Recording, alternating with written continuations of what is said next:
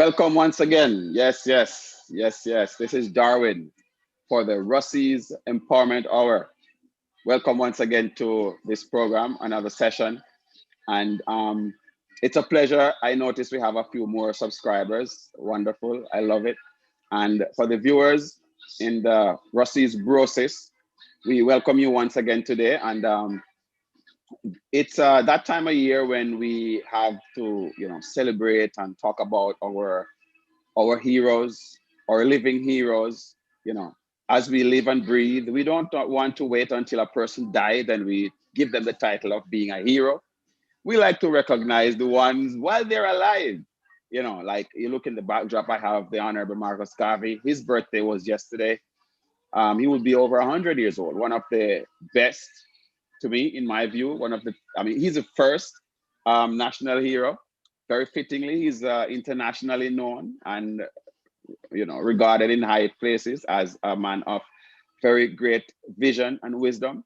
And it's very fitting to, talk to one of our brothers from the Russie's Empowerment, on this Russie's Empowerment Hour. One of our brothers, his name is Lloyd Stewart. We call him the King Spuddy.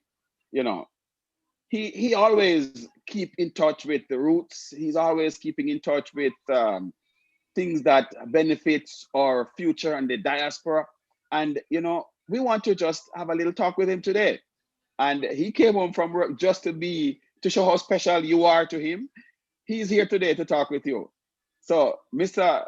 Spuddy, King Spuddy, welcome to the Russie's Empowerment Hour today, sir. How are you doing, man? Yes, King. Thanks for having me. Greetings and good night. Good morning to everyone. Where you are in the world, wherever. I know you have to say that, I know why you have to say that, because we have people from all over the world watching. Definitely so. Yes. So, Spuddy, how you feeling today, man? How you feel? Well, I'm feeling real good. I'm feeling real good. A little jitters in the stomach, but I'm feeling good. I'm Yes. feeling good to know that I'm here representing myself, Bruce's family, like Briga would say, Russian nation, and my country and everything that I've done and every Yes. place that I've been. Yes. And everything that's dear to me, my family, everyone, Yes.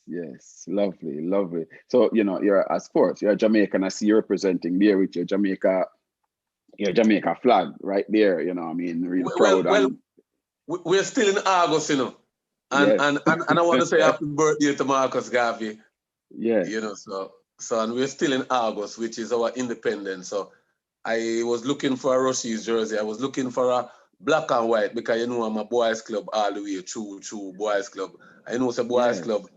Boys club give us the link, the biggest link to Russia's. So it's all tied in, So but then I said, you know what, let me wear my Jamaica jersey because it's bigger than that.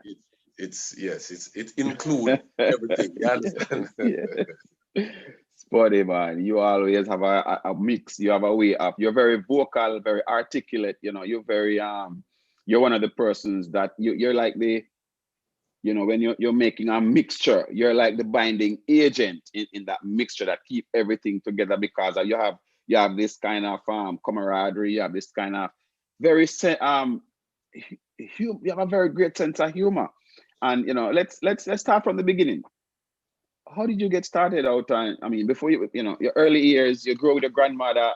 You talk about that. How. Well, first I'll have to start at my grandmother because she is my everything. My father.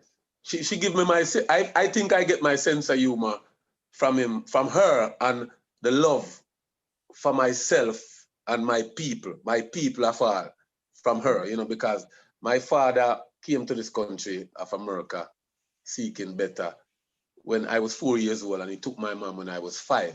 So I've been living with my grandmother and my aunt and my uncle, but my grandmother was the backbone of the family. So she, I would say, shaped me, and she have a very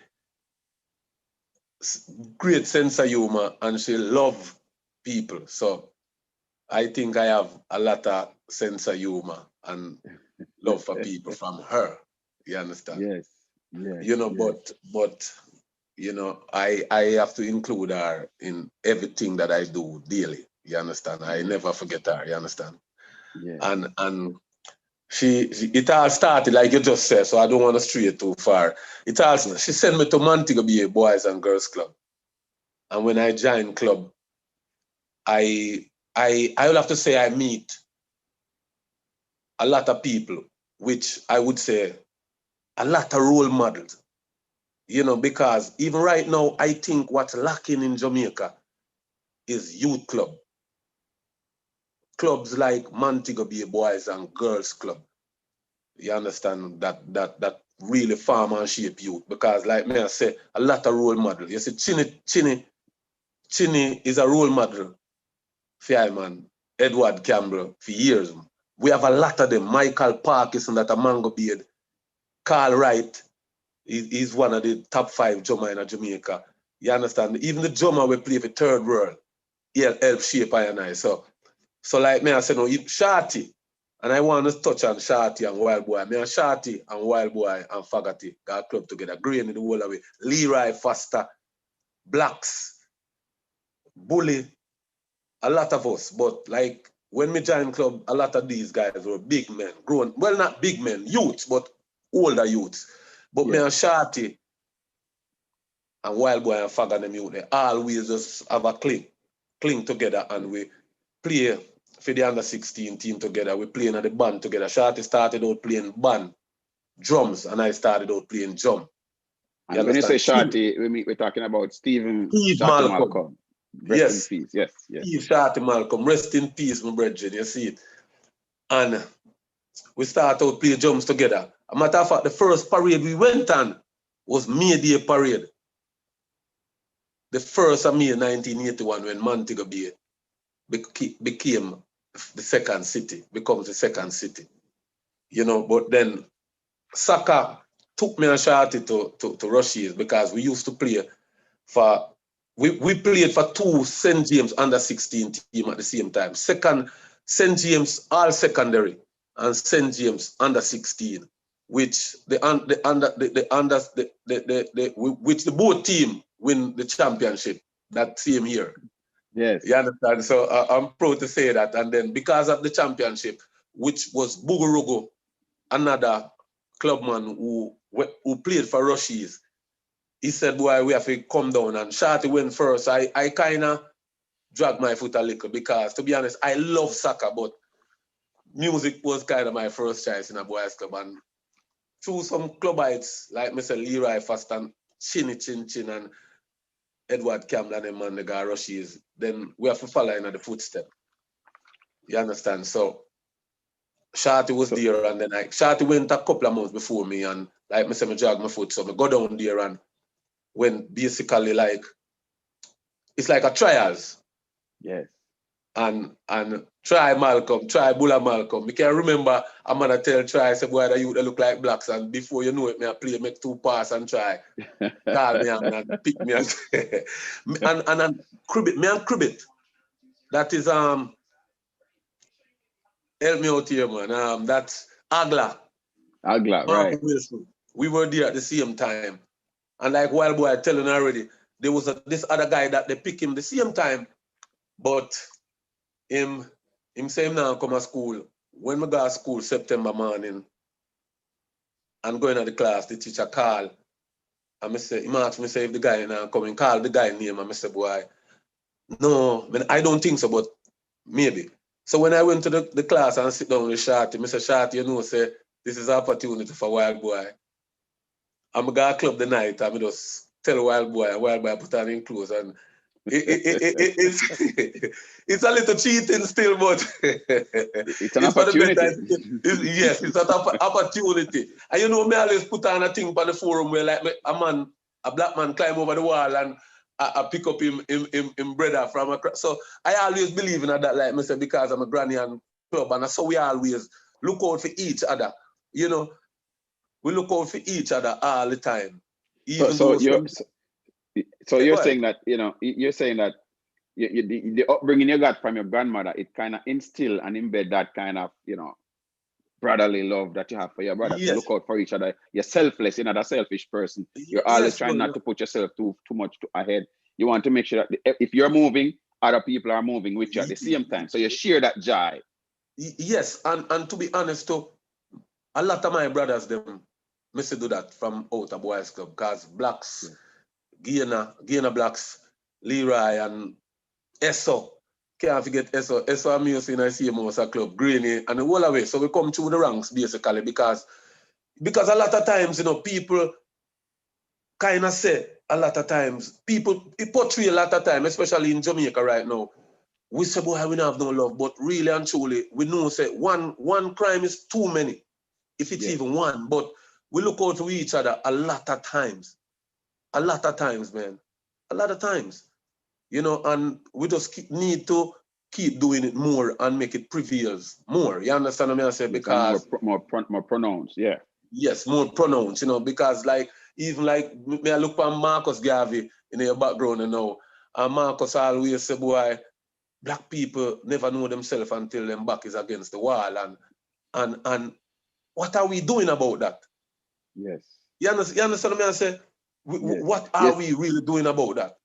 Yes, you always, that's a very factual statement that where Marcus Garvey said, but what do you think about that? Well, I know that I'm doing something about it.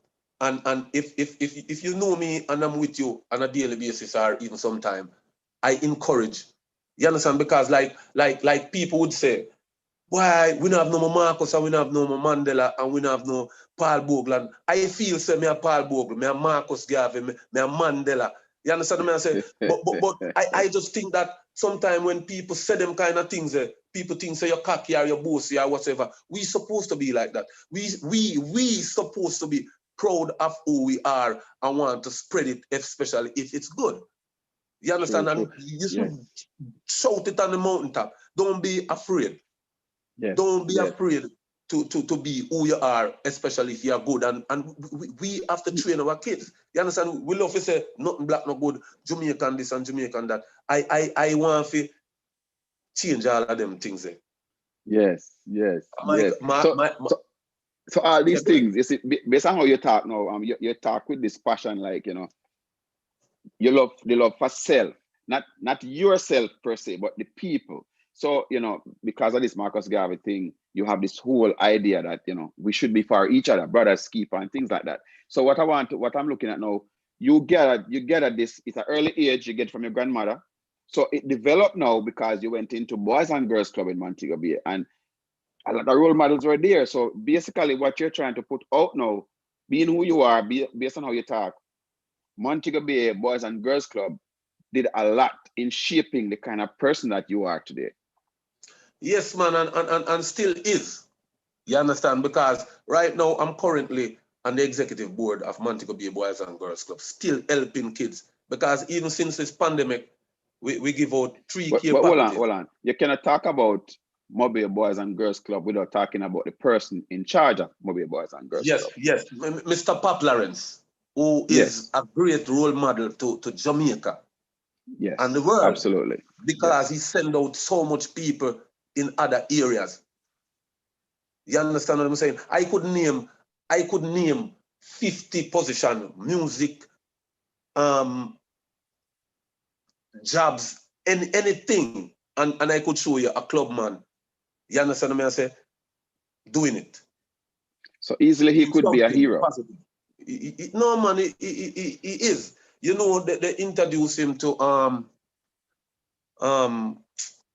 Portia Simpson, and Portia Simpson come to the club and he donated some real good funds to the club, and she said she don't understand how a man like this is not honored in Jamaica, and there are many men that come through the club and women also. You understand me? I say because there's a lot of people that really uplift you, and it's a real bright spot in Jamaica. And like me, I say, it broaden us and bring us to Rushies and all these places. You understand? So that's why even when you hear me speak on the forum, I speak with so much passion, because this Rossies, brosis, sister brotherhood thing, it's great for the world. And when I say it's great for the world, it's because look at us now. We are all over the world.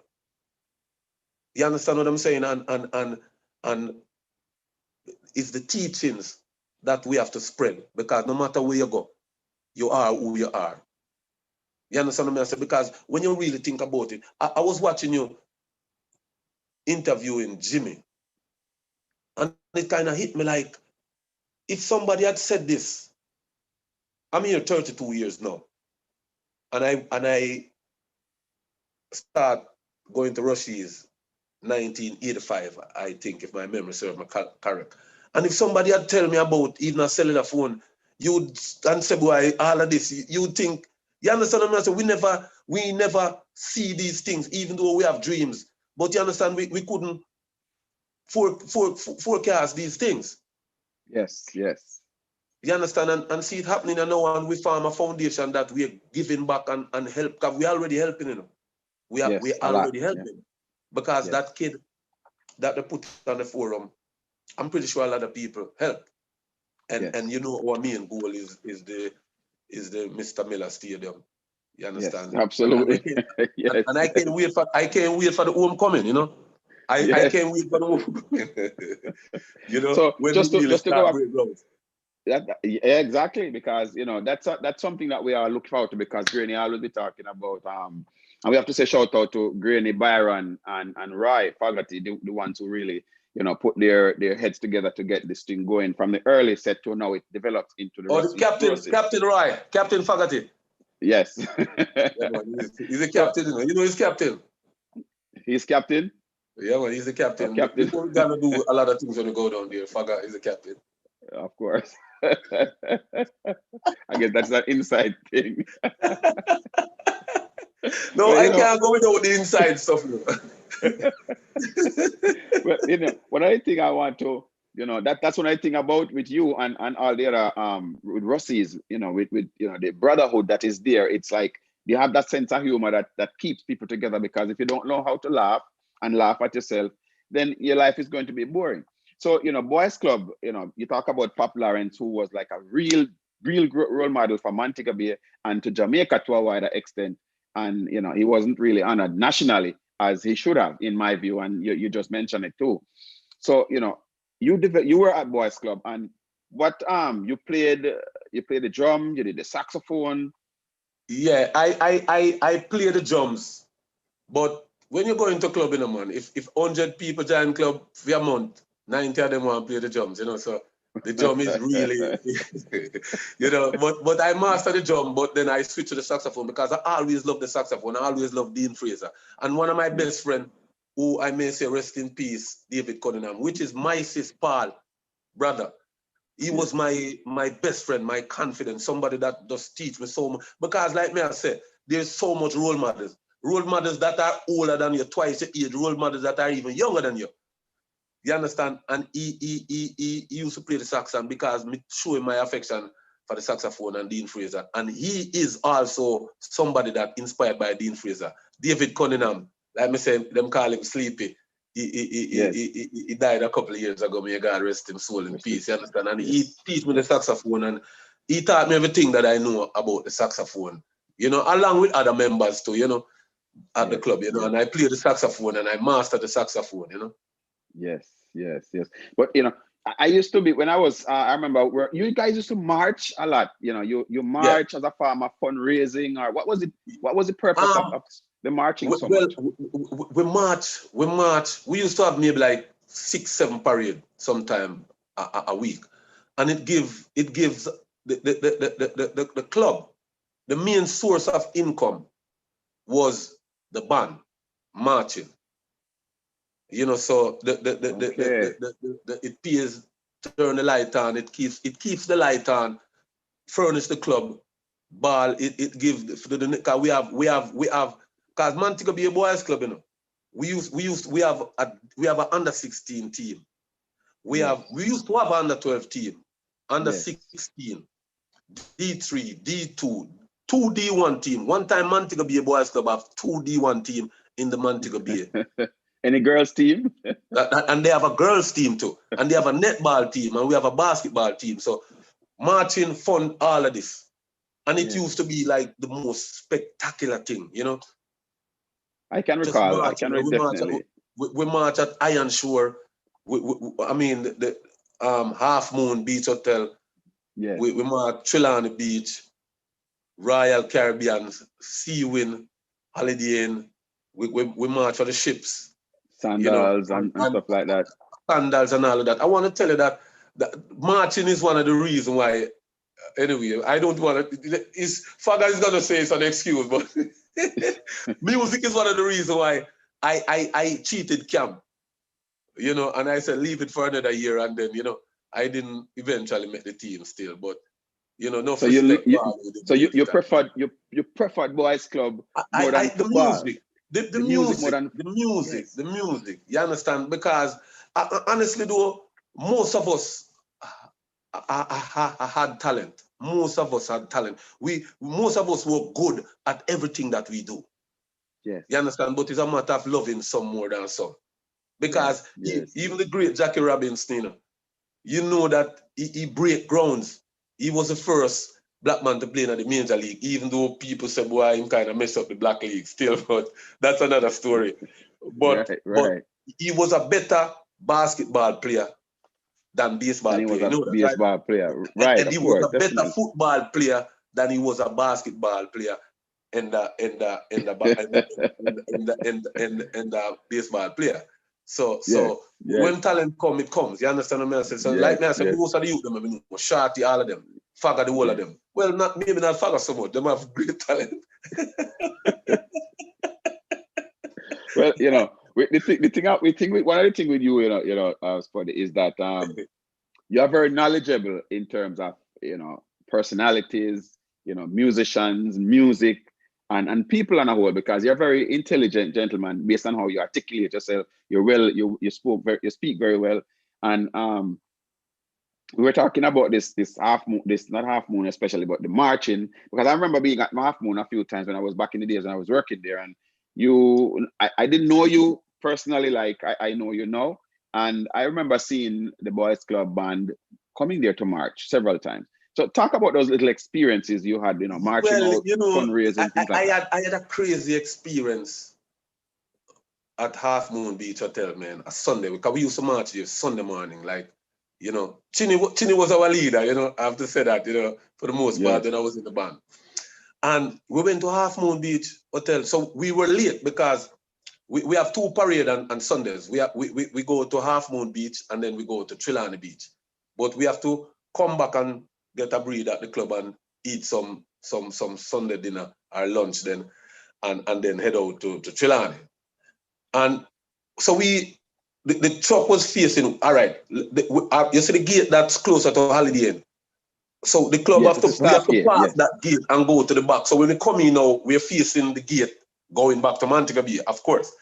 So we were facing the gate. So when we finish, we are rushing everything. So we are trying to go through the gate, which is a white gate. Oh, it's painted white because Half Moon is black and white. Okay. You have a black gate and a white gate, and the black gate is at the back. And they say we have to go through the gate. So Papa asked the man, say, why, man, say, man, this a gate for the guests, them, basically for the white people. Them. Yes. In Jamaica. In Jamaica. Yes. You understand? And I remember, I remember Pop tell me a story about the band. Because they have most of the directors are white men.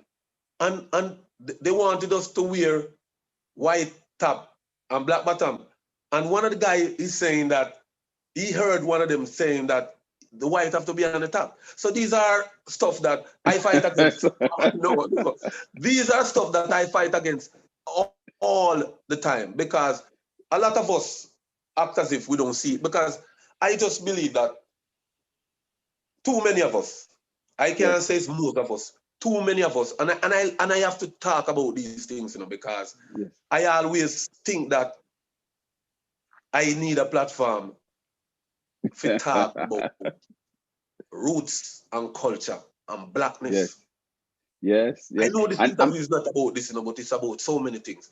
right, You I know, understand? and I'm glad you mentioned that too, because half moons, it's a whole moon, and it's cut in half, half of it black and half of it One white. is So okay, that sir. could be the theme of the hotel. Yes, and I tell you what, you wouldn't know that these things is happening, but you could see it, but you don't hear it, so you wouldn't know.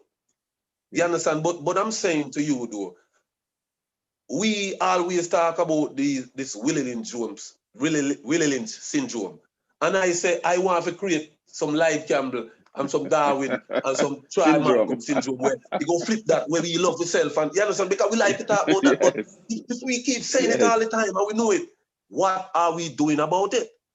yes, yes, You understand me? I say, yes, me is a man where me love being black. I'm a black. And I'm living in Jamaica. A man I tell me, I'm black and favor Africa.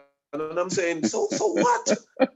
You are. And I they're telling am. you that as a curse word, That's an you understand what I'm insult. saying? I'm here in the States. And yes, a person is telling you that to be insulted. But when you tell me something like that, I'm so proud to know that I'm black. At least they can identify you. Yeah, because Peter just say, if he's a banana and you're there China is a banana. You understand me? So if True, he's a black true. man, no matter where they he's a black man. Because the funniest thing, we call any Asian we say we call them Chinaman, and you never hear them curse True, true. one at a time. One at a That's time. true. You understand? Yes. Especially if I'm a Chinese. And if I'm a Korean, he will tell us say I'm a Korean still, because we call all Asian, we call him Chinese. I miss a chin. all Asian Chinese. Yeah. But you never hear a Chinaman get mixed when you call him Chinaman. No. You understand me? I say, Steve, I'm a brethren in Bana, Jamaica. And we all call him Chinaman, and he's a Chinaman because your roots are your roots, right? You know, big That up is yourself, fact. Steve Wang. Then Steve Wang used to play for St. James under 16 to Shim, Steve Wang, Shati Yes. Malcolm. You know, see it. So big up yourself, Steve. Yeah, man. Yeah. So me I And stay now.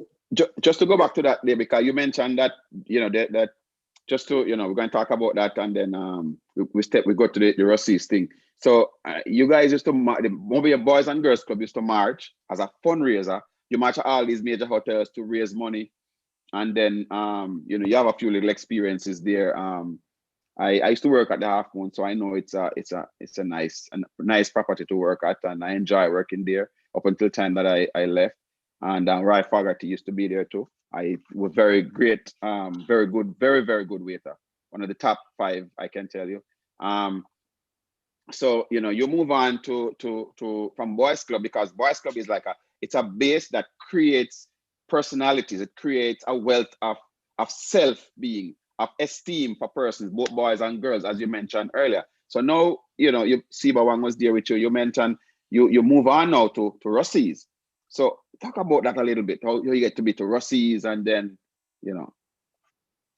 Yes, like I'm saying, I mean, after playing for St. James under 16, St. James all secondary, we know the champion. And Robert went up on the team that St. James and all secondary. yes, The memories are coming back to some of the people. You yes, understand? So we have that's to good. mention That's them. You good. understand That's what good. I'm That's good. saying? Yeah, man. So coming to Rushies now, after 2 championship and say, boy, yo, we'll play for Rushies because we never have no doubt still, Even though sometime when you run in a camp and them thing, the boy, it tough. You understand? It really tough, because me as a man, like me, I say, I love my music, and me have to march 7 days, 6 days, 5 days a week. And to leave that and to come to school and then a camp and man all through water upon you through wind and some like a vibe, which it tough me up, and ball about it still, but me leave camp. Me leave camp, and even the same Siba Wang and Shorty say, boy, Spuddy, you shouldn't leave, and you for there camp and them thing. But me did leave camp because me say me have time. You understand what I Yes, say? yes. And then why So not? basically, what you're saying then is that being the mindset that you were in at the time, you didn't have football as your main goal at the time. You love football, you play it with Boys Club, Yeah, but it wasn't a main thing for you. You didn't see it as your way out. I think you have bigger dreams. yeah. Honestly, music was the thing that I thought Yes, yes, was gonna be the main thing in my life, the main source of income and all of that, to be honest. Right. Because you went to Rossies, you mentioned you didn't play, but you were at the training. And even after the training, I mentioned I did an interview with someone earlier. They said that after the training, everybody was, dirty and sweaty, and you was the neatest person, shirt tucking in, everything was perfect. Funny. Right. I want to take it in that way. You bring up some stuff and it takes me right back to Boys Club. Because you have to, once you reach on the compound, you have to have your shirt. If you are playing in a brief and a shirt, Papa tell a man you have a tucky in your shirt. Yes. You understand? Your shirt have to be in your pants at all times. You understand? And I still no let go off of that and I instill it.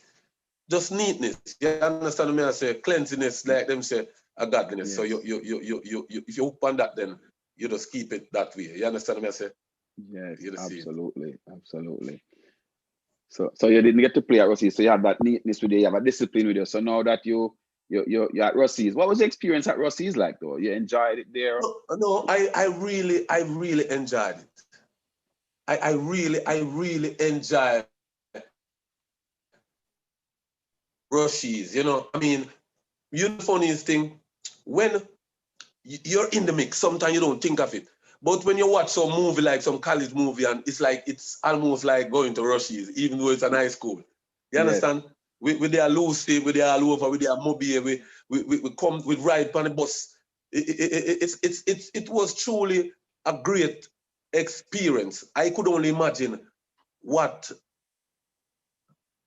the footballers traveling on the bus and playing and doing all of that. I could only imagine that. But the experience down in Rossies, and some real nice people, nice girl got to school, and you understand? Of course. And you're bridging them, and you really enjoy. I enjoyed Rossies a lot, You understand? And me and Shorty and Wild Boy all over the place, and Alco.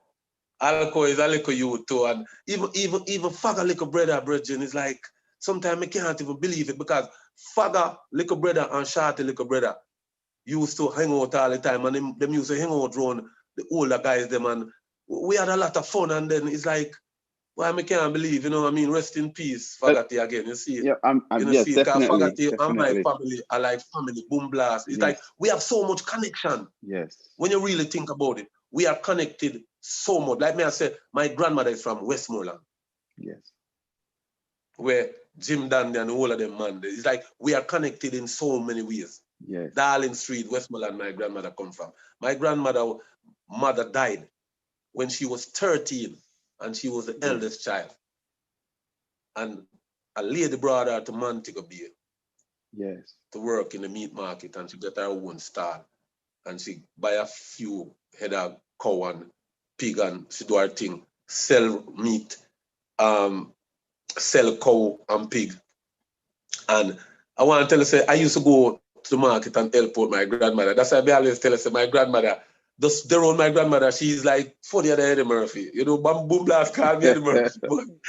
I did, my grandmother go buy lunch one time, and a lady I tell my grandmother, say, boy, somebody smell like tripe and all of these things. And my grandmother say, yeah, man, me smell like what me sell.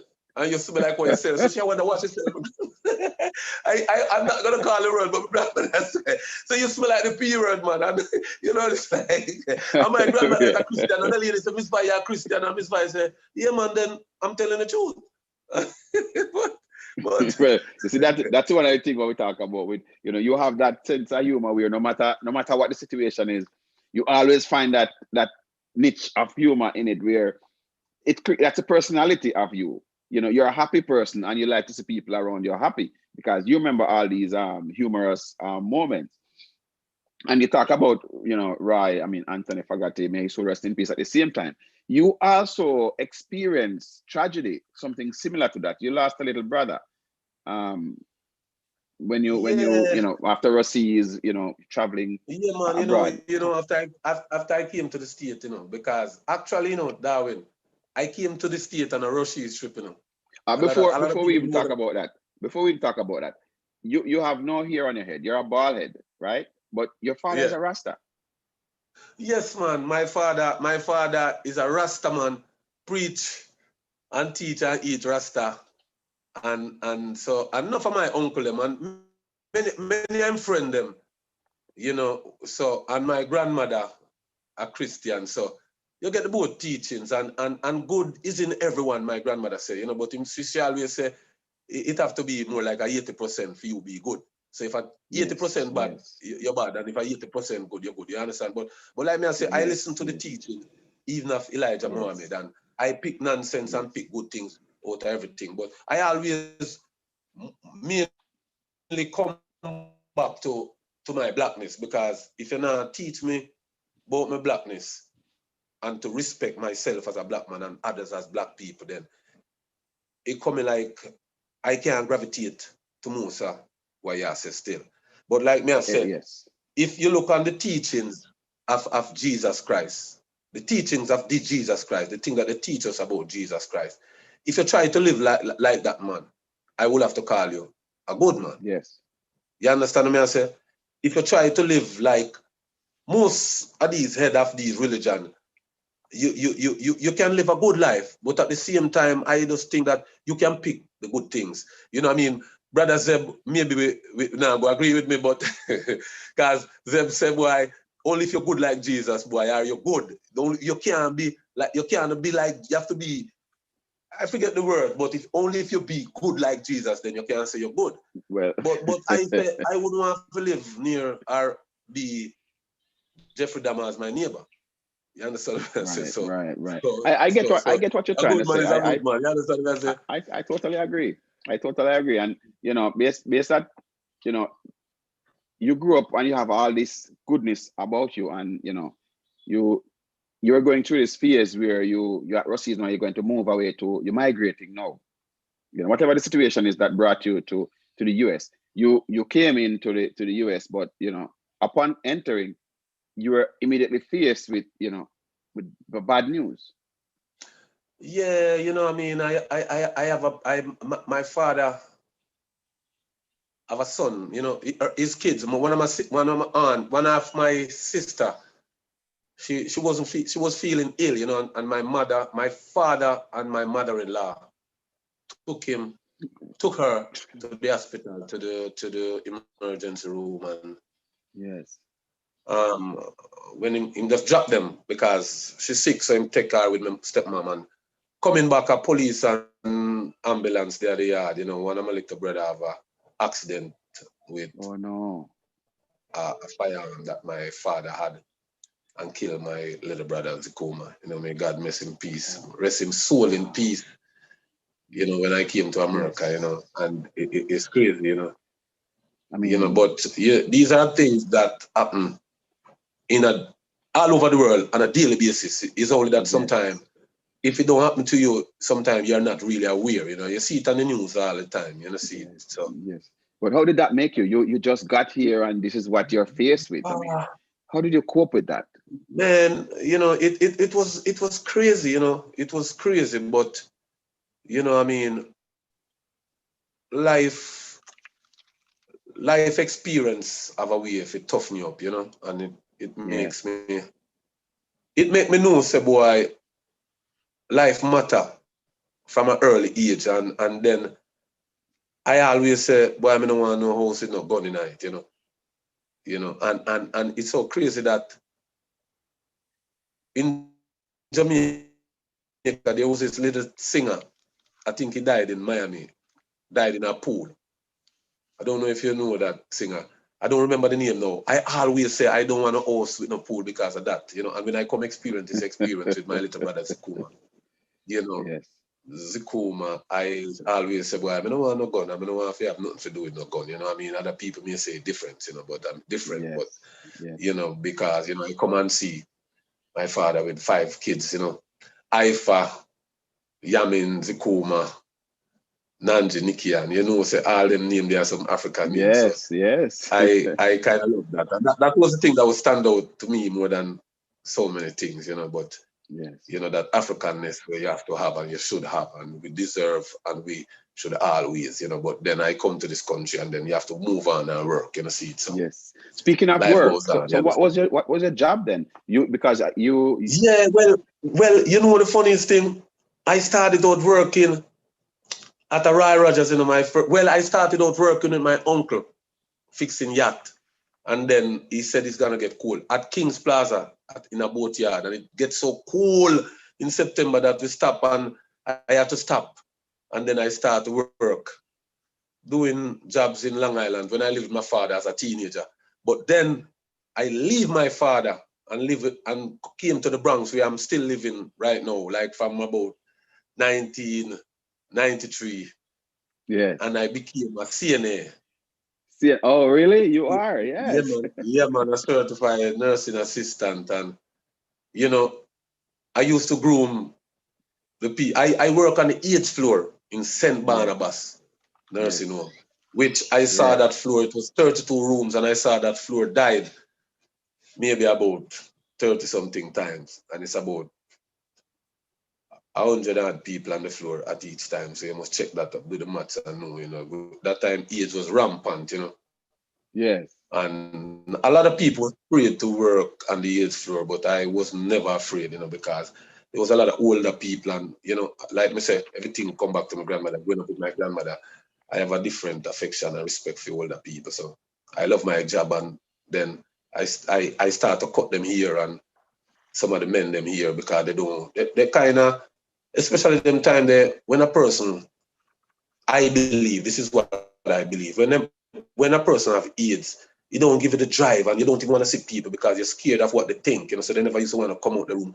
You have some that was bold and don't care, so I used to trim them here and take care of them, and then family used to come and say, man, you know, you're a barber. And people used to say, why don't you become a barber? So I have a best friend that was a barber, and I went to the shop to do my hair, and then I became a barber. And immediately when I became a barber, I was still working at the nursing home and working as a barber after I leave. And then I wind up in some things. I know the interview is long. That's It's fine. not a No, long no, that's time. So, fine. No worries. yeah, so, you know, I used to work in the nursing home, and me as a man where, like you said, I'm proud. I carry myself good all the time and just try to be neat. And because when we work as a nursing aide, most of the men them are the man them that's working in a nursing home. Or some elderly guy. The game changer now. Or some elderly guy who fit them white uniform look like a khaki, bad color. And Mr. Man just go in and even after some younger youth. And the man say me I go like a me own a nursing home, and me I deal with a lady and she have some problem with her ear, and me I lift her up and some of her ear came out, like rooted out. But it's a sickness that she have, and them fire me and try if you know pay me and all of them things there. And me fight it. You know, because my name Lloyd Campbell, you know, but when you go boy stuff, they used to call me liar Campbell, because me have to argue and talk about everything. And them bring when me file for unemployment, they said they're not gonna give me no unemployment because I did this. And when they found out that the lady have alopecia and some other things, they still didn't want to give me back the money. So they take me to court. And I went to the court, they take 2 lawyers and 2 supervisors and try to not give me back my money. And but working there already for 5 years now, I got employee of the year 3 times, employee of the month about 4 or 5 times, and I have all my plaques and the pin that they give me, and I have it in a little thing at my house because some I don't show you nothing, and I keep them in like a briefcase, like. So when they call the court, and I went down there, I bring all of them.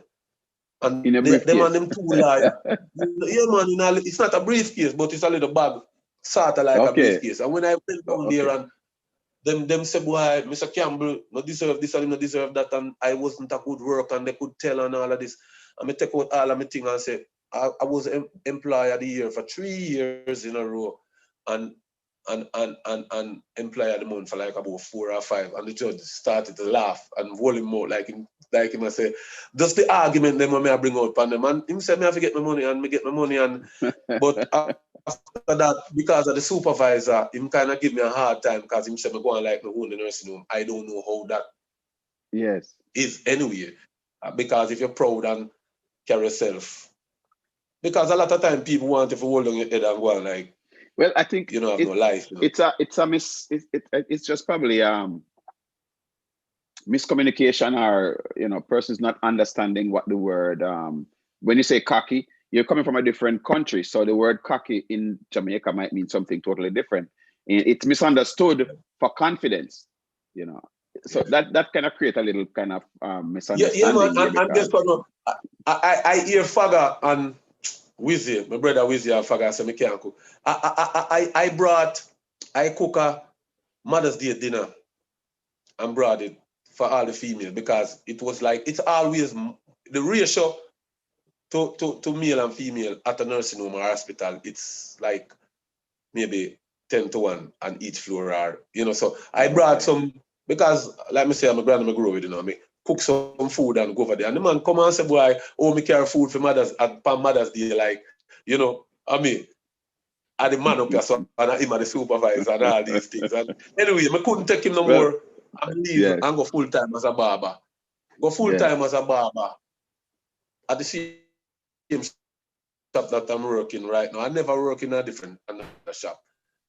Yes. And I'm glad that you said that, because me speak and span.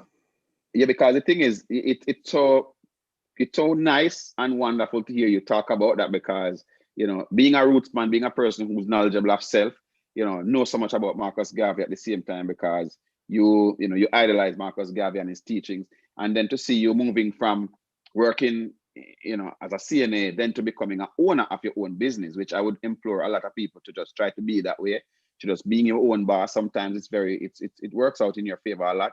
And then now you are presently a barber, now running your own business.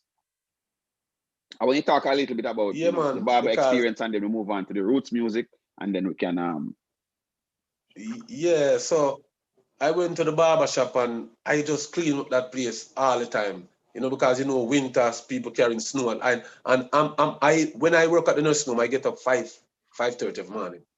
So I have that discipline and that same, because if too many barbers, they don't come out until 12, 1 o'clock. Right.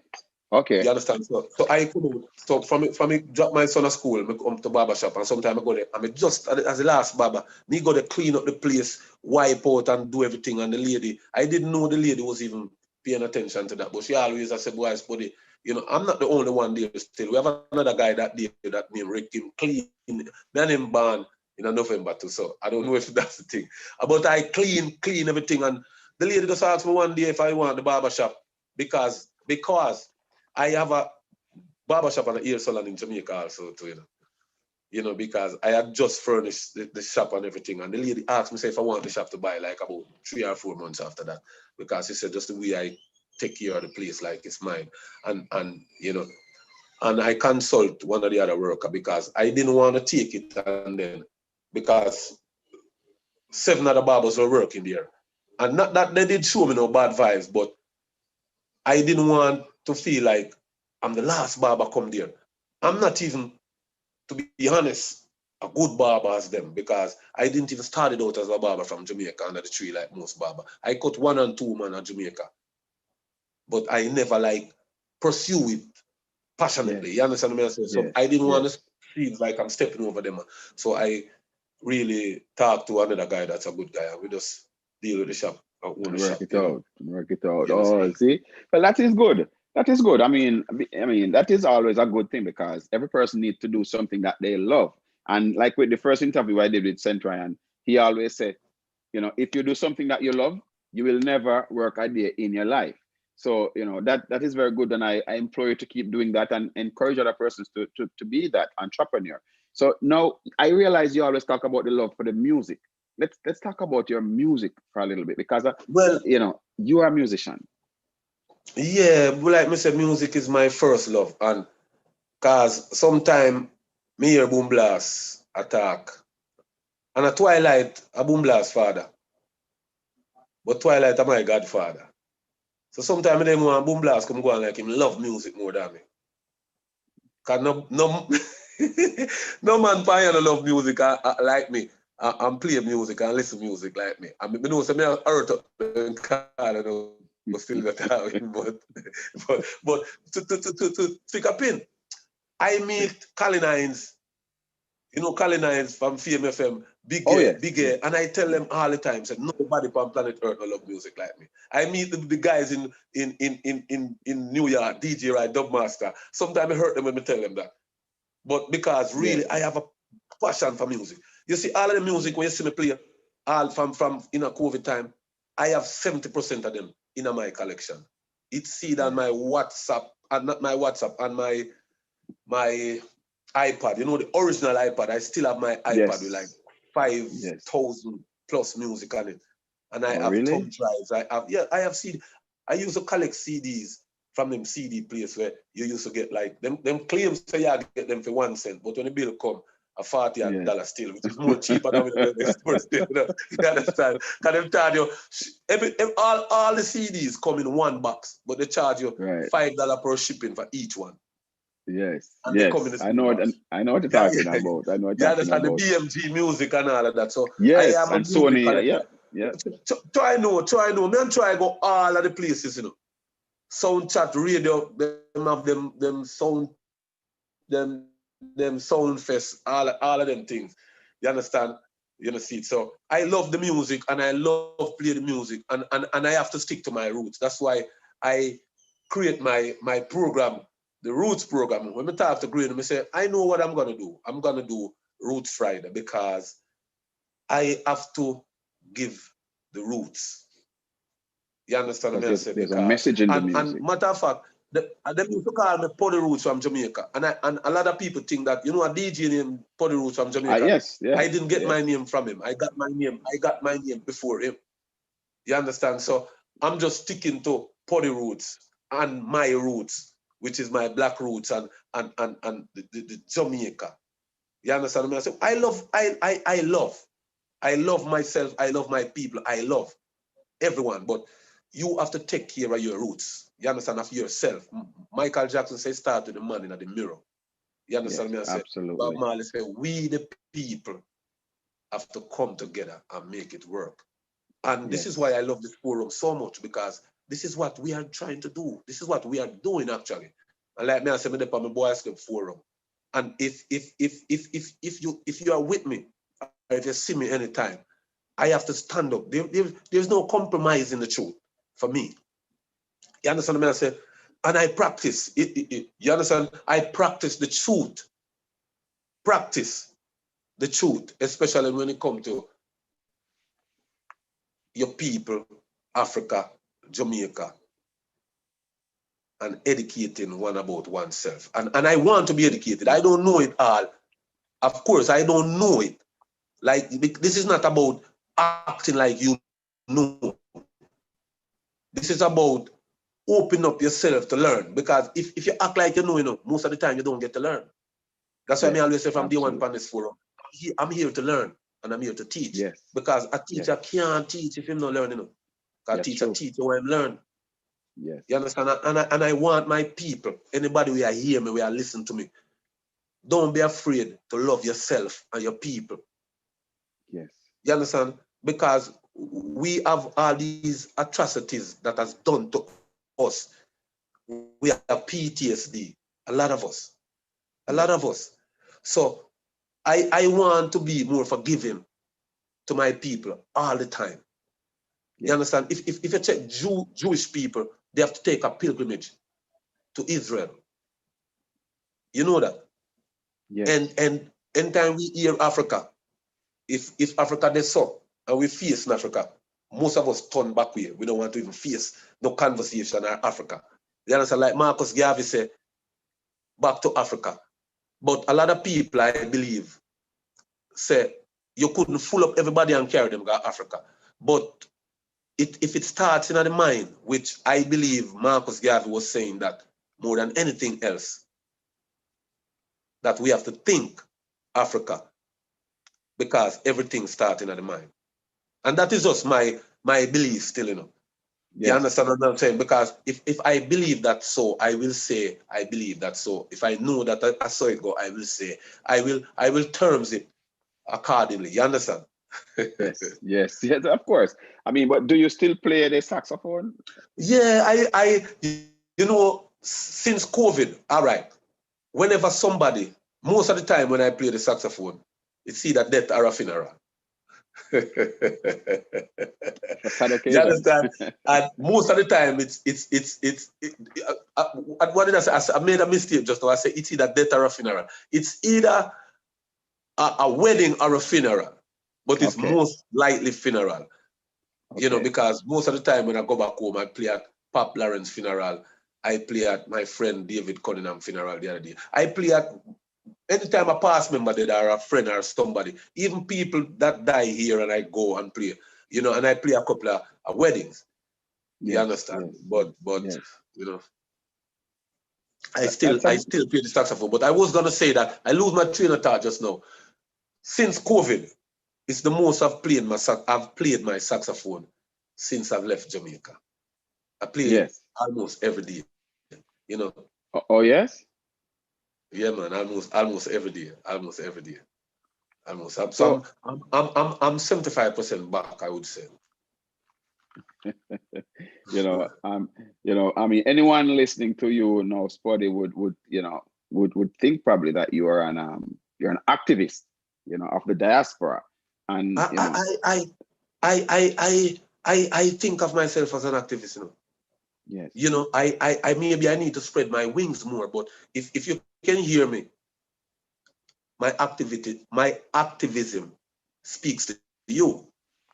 Which I'm in a barbershop and I speak to people on a daily basis. Sometimes try my friend, try Malcolm, Bulla try, say, boy, I chat too much, but guess what, no.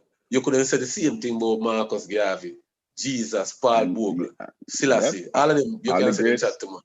You understand what I'm saying? And I said, without no apology, I strive to be like those men. Maybe not all their traits. You understand what I'm saying? Because guess what? We shouldn't be afraid to say that. Because we always say, there's no more Mandela, there's no more Paul Bogle. We are out here, man. Darwin, I totally hear you agree. speak. I hear you speak on this forum. And I called you about 3 months ago. I know you remember that. And I said I identify with you and keep on doing what you're doing because we have to do this. It takes us. Not him, not them, not me, all of us. You understand what I'm saying? Because it starts with us. What we're doing right now, it starts with us. I agree. I totally agree with you. Don't ever think that you can't do it. You know my son, my smallest son right now, Kai.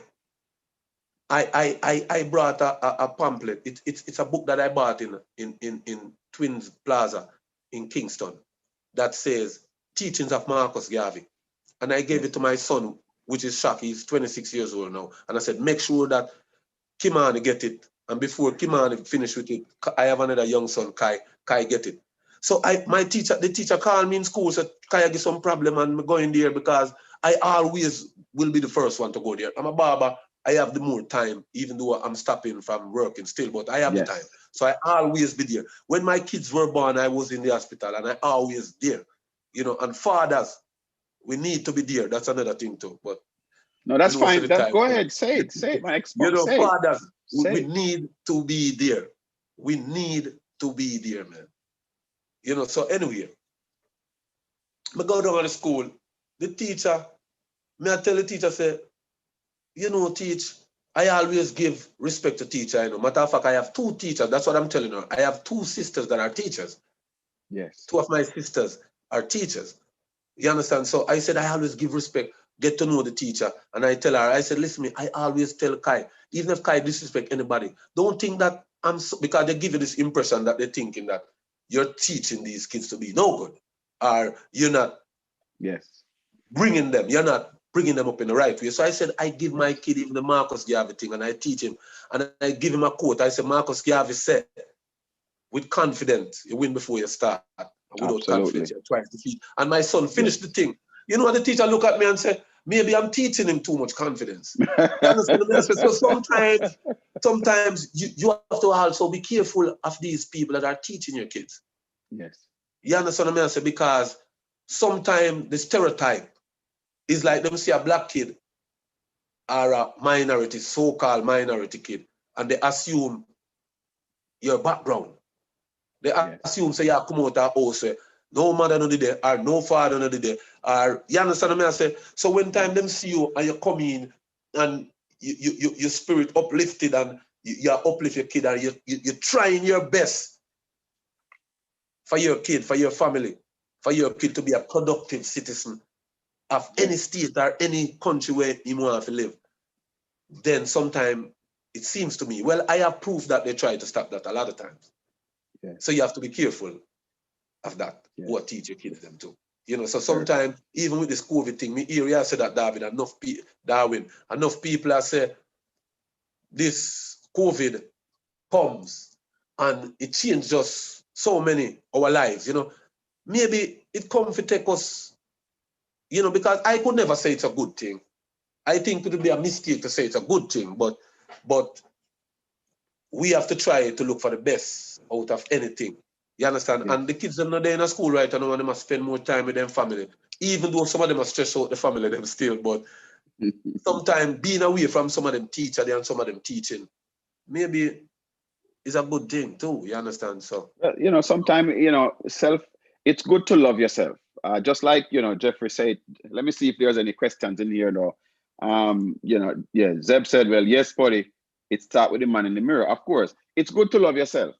You know, Yellow wanted to ask the question, but I'm waiting on him to put the question in there. So it's good to love yourself. There's nothing wrong with loving yourself, because if you don't know how to love yourself, then you will not know how to love somebody else. You appreciate yourself and how you feel about yourself. You said, well, you know what? I like how I feel. I think this person might like how I feel if I treat them just as good as how I treat myself. So I can relate to what you're talking about when you speak of fathers being there for their children. It's very vital, because you know, from Boys Club, I can keep going back to Boys Club, because that the role model, it's embedded there. It creates persons to be more responsible and more disciplined, and we need that more in the society today. So I'm happy that you speak about that. So let's say, for example, now you're at Rossi's in, you know, the devotion. You're there, and you know, you're asked to speak for maybe 2 or 3 minutes to say something to these students, something uplifting. What would you say to them? You know, I often think about that. Darwin, because I say, if we go back, we, the Bruce's family, there's a lot that we can give. You know, and I would want to tell them that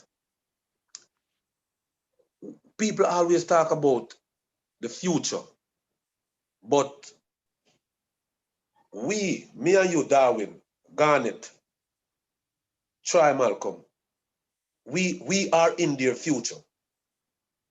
You understand what I'm saying? So we were there, and now we're here, 30-something years after. So we have a lot to teach them. Yes. You understand what I'm saying? We have to be role models. So we could tell them that we were right here. And even the ones who slack a little on schoolwork, they are the best. You know, because when people talk about role models, you want to look at maybe like somebody like a Greg Malcolm, a Try Malcolm, a Centipede, me, Granny, people that come out and we had baby screw on good for everybody. We have a business and stuff. Man like Garnet and Deer and them and the Puck and them and we say, okay, the man they head screw on them body. So we should use them as role model. And I don't believe that role model should only be that. You want a man where slack off and say, boy, you know, say me used to slack off like you. Yes. You understand what I'm saying? And I didn't make it and be what all that I thought I could be. So you could be like me if you try to be, or you're being a slacker. I like that perspective. I like that because there has to be a balance. Yes, because guess what? There's nobody that is doing drug counseling today that never been hooked and that drugs that they're counseling you about are tried it before. Alcohol anonymous, or alcohol unanimous, are anybody that's taking crack or cocaine. Yes. You understand? So sometimes we need some of those people. But me personally, I would have to tell them that look forward to the future, because the future can be very bright, but it depends and how you teach, how you take your teachings, and how you carry yourself, and how you treat your fellow man. Because school is not just book and pencil all the time. You understand what I say? Like me, and you said Zeb a while ago. Me and Zeb got senior school. When me I got senior school, man to go be a secondary to be exact. My teacher, Mr. Brown, who is a woodwork teacher, him leave the job because our class almost down at the gully where man a chop up man every day. I mean, hear Zeb say that. Same used to have an axe in him bag. Me used to carry a knife in my bag and I just orange alone me peel, but you feel like say boy you have to carry a knife or something. I mean never cut a man, me never fight at school yet. Me never see Zeb fight neither. But look at us. You understand what I say? So we sometimes can come from the worst, but it needs somebody that been through the worst and that are not doing so good right now. That can still be a role model in terms of not such a role model, but to say, listen, this is the road that I took, and not only the one that took the good road that they have all these success. And that I love that perspective, and let me tell you why. Because what you're saying is that person should have there should be a balance where the person that took this road, this is what I don't want to be. I want to be better than this person, or not better than the person, but I want to be in a better position at his or her age. And this person that is doing good, I want to be better, or I want to aspire to reach that level at this age. So, you know, I get that totally, and I definitely love that perspective. Basically, Darwin, me, if I'm a crackhead and broken down, I can tell you that I could be your future if you don't stop. Yes, that is very true. Very profound. Yes. So we are the future for these younger ones because they will be coming up. They are the future. You understand? Raheem Graham and these younger ones. They are the future, you know.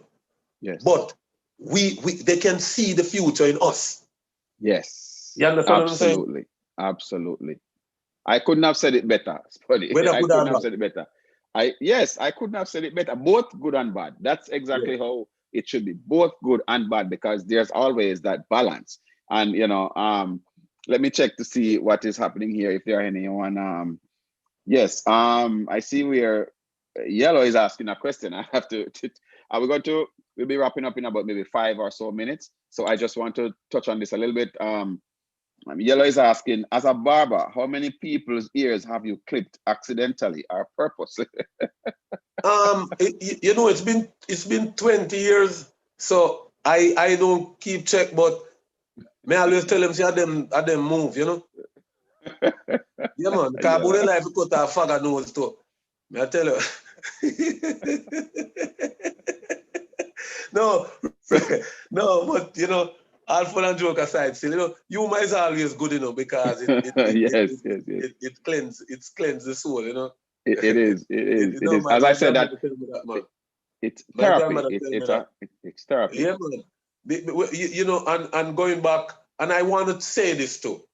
It is my grandmother that first called me a king. Yes.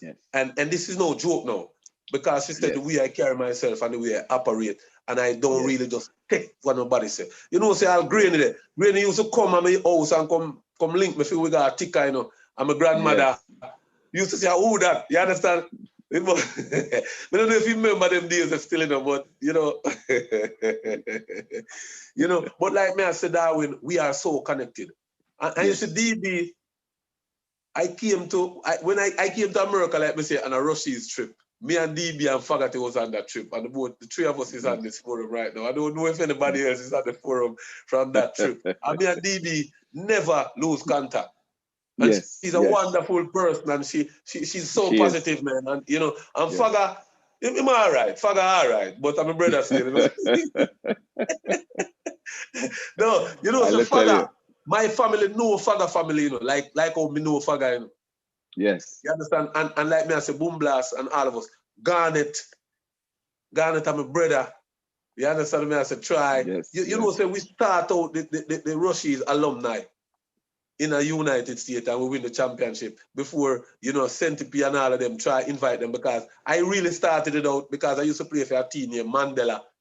Yes. And I enter Rushies and use Mandela jersey. And then I saw a try like about the Sunday evening, and me and him work it out, and then we started, and the rest was history. Centipede, Garnet, Puka, everybody come play, you know, so.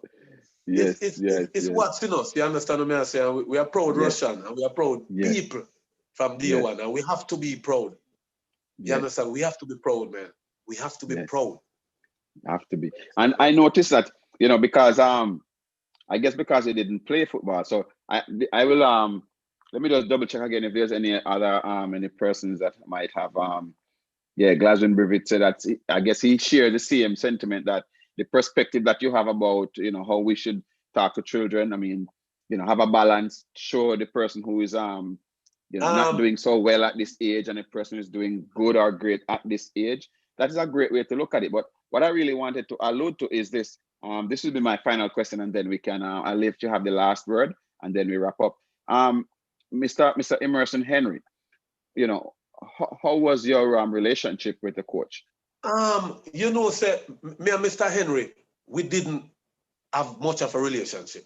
Mr. Henry, oh my God, I want to say something, that Mr. Henry was a very stern-looking man. He make you shake in your shoes. I tell you the truth. Yeah. You don't see it. But Mr. Henry teaches me the art of goal scoring. Something that Pop tell me about Mr. Henry.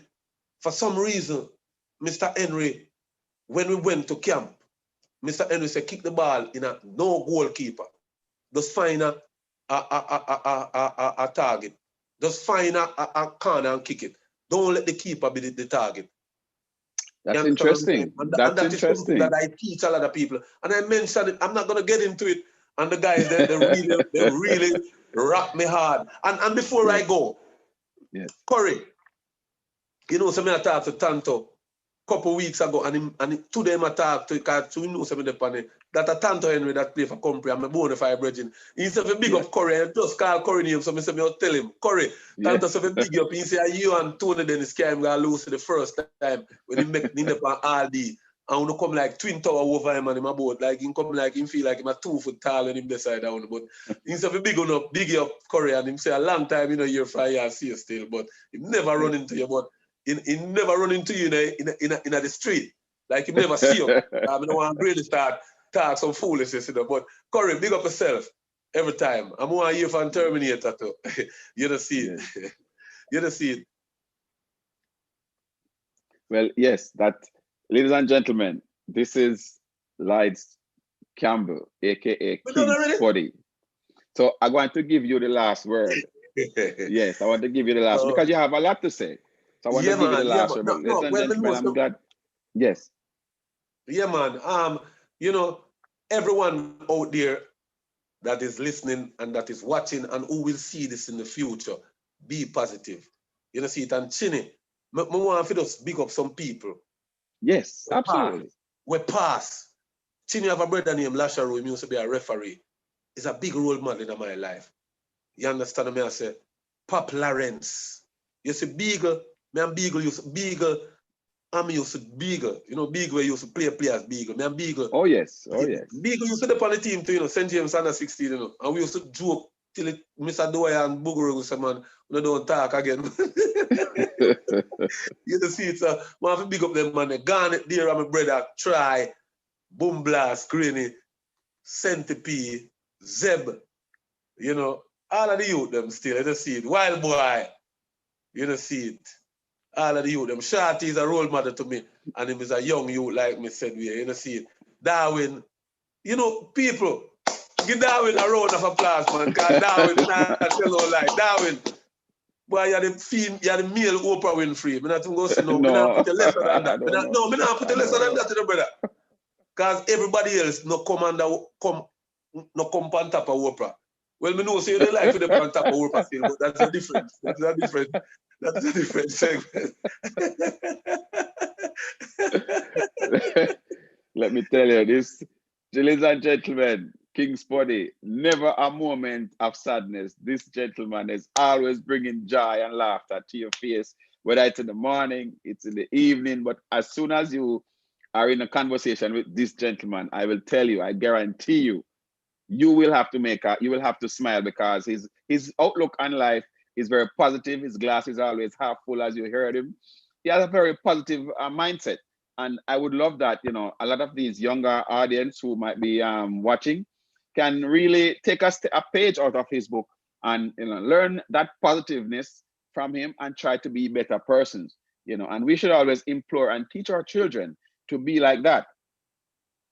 And I love it that we have this moment to speak. And I want to say, ladies and gentlemen, thank you again for viewing and for watching. And Mr. King Spuddy, Lloyd Campbell, thank you for sharing your time with us today with the Rusty's Brosis family. Thank you once again for being here, and we appreciate. We look forward to seeing you again in sometime in the near future.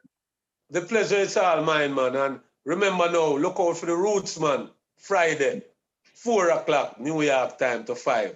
Roots, yes. Roots. All your roots.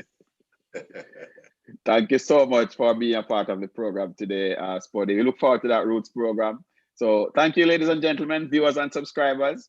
We look forward to seeing you next program next week. And we're out for today. Thank you so much for viewing. Salute to everyone who will be. Enough love and respect. All the time. Thank you. Thank you so much.